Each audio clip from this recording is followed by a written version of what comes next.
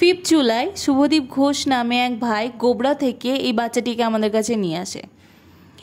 উনি জানান ওনাদের ঘরে মিস্ত্রিতে কাজ করছে। এই কুকুরটি খুবই মিশুকে ও সিঁড়ি দিয়ে নিজেই উঠে মিস্ত্রিদের কাজ দেখাশোনা করত। কিন্তু নামার সময় একদিন হঠাৎ অসাবধানবশত দোতলা সিঁড়ি থেকে পড়ে যায় এবং জোর আঘাত লাগে। কুকুরটি আর উঠতে পারছিল না, চিৎকার করে কান্নাকাটি করছিল। দাদা তাকে এক্স-রে করিয়ে আমাদের কাছে নিয়ে আসে। শুরু হয় ট্রিটমেন্ট। ডাক্তারি পরামর্শ মতো তার ট্রিটমেন্ট আমরা শুরু করি। কুকুরটির এতই কষ্ট হচ্ছিল যে ও চিৎকার করে কান্নাকাটি করতে থাকে। সত্যি বলতে আমরা ভাবিনি যে ওকে সুস্থ করে তুলতে পারবো, কারণ যেই পরিস্থিতি ছিল আমরা সত্যি বলতে ভয় খেয়ে গিয়েছিলাম। আপনারাই দেখুন।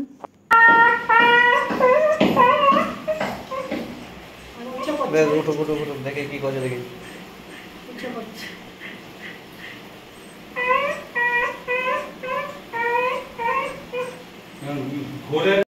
কাকিমাও খুব মানসিকভাবে বিপর্যস্ত হয়ে পড়ে, কান্নাকাটি করতে থাকে।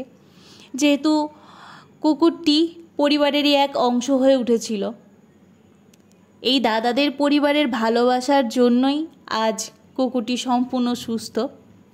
আমরা আমাদের তরফ থেকে খুব কমই সাহায্য করতে পেরেছি, তবে আমরা যেটুকু পেরেছিলাম আমরা করেছি। কিন্তু সত্যি কথা মানতেই হবে যে এত সুন্দর একটা ভালোবাসার পরিবার সে পেয়েছে, যার যত্ন আর ভালোবাসায় সে আজ সম্পূর্ণ সুস্থ।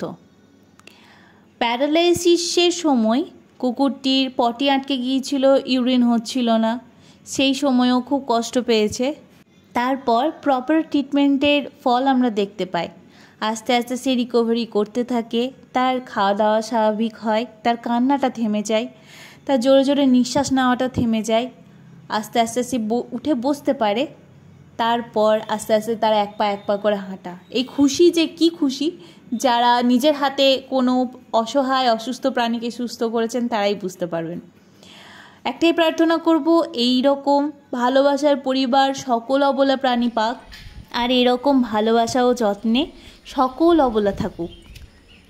আশীর্বাদ করবেন এই বাচ্চাটি যেন সুস্থ থাকে এবং এইভাবেই আদর এবং যত্নে থাকে। ধন্যবাদ আপনাদের সকলকে ভিডিওটি সম্পূর্ণ দেখার জন্য।